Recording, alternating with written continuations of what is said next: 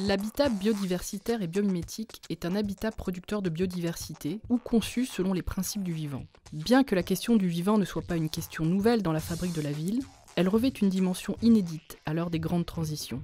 C'est sans aucun doute la prise de conscience de l'impact irréversible des activités humaines sur le système Terre qui marque un tournant décisif dans la manière dont nos sociétés se représentent la question du vivant.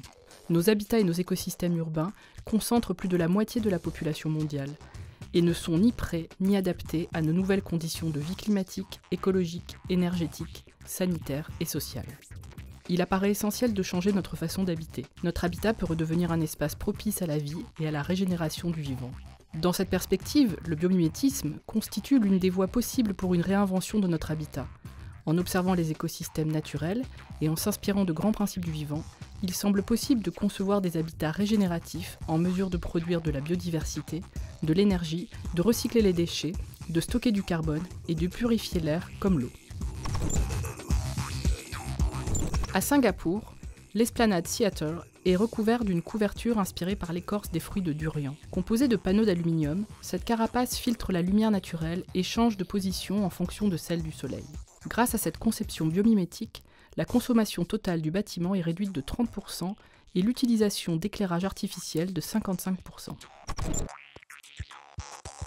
En 2023, la ville d'Arcueil accueillera le projet Ecoton, bâtiment bas carbone de 82 000 m², comprenant des bureaux, des commerces, des équipements sportifs et scolaires. Le bâtiment intègre des dispositifs de récupération de chaleur des eaux usées, des panneaux de solaire, des éoliennes et des unités de méthanisation afin de recycler les déchets organiques. Ce bâtiment biomimétique en forme de colline verdoyante est également doté d'un épiderme vivant et protecteur, qui s'inspire du fonctionnement des termitières.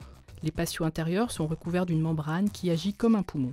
La membrane se soulève quand il fait chaud et se referme lorsque la température baisse. Baptisé l'école de la biodiversité, le groupe scolaire, situé à Boulogne-Billancourt, a été conçu pour créer un écosystème local. Son architecture a été pensée comme un morceau de paysage habité, colonisé par la nature. Sa façade est constituée d'un mur composé de blocs de béton permettant d'accueillir des plantes et des oiseaux. La terrasse végétalisée, de plus de 1500 m², a été pensée comme un véritable jardin suspendu, avec 3 strates de végétation, dont des arbres pouvant pousser jusqu'à 10 mètres.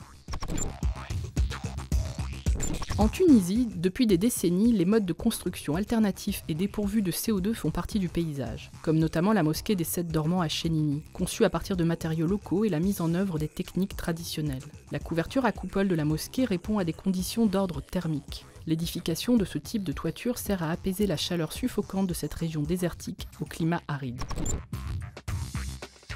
A l'inverse, présenté comme un laboratoire urbain dédié aux nouvelles technologies et un modèle de ville autosuffisante, Masdar City, dans les Émirats arabes unis, fait aujourd'hui figure de dystopie urbaine.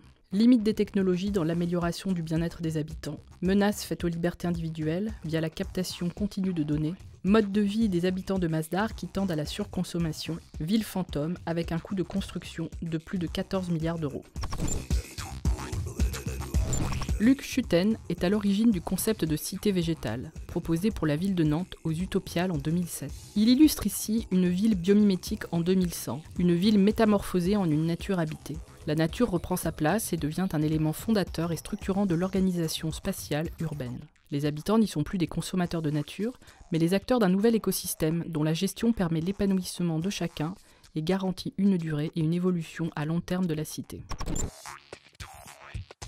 A l'inverse, le film Silent Running de Douglas Trumbull porte une vision futuriste de la Terre, où elle n'a plus assez de ressources naturelles pour survivre. La végétation a presque totalement disparu. À bord du transporteur spatial Valley Forge, une équipe de chercheurs cultive des forêts et de nombreuses espèces végétales sauvées de la catastrophe, notamment le botaniste Freeman Lowell, qui s'occupe avec passion de l'entretien des serres géantes.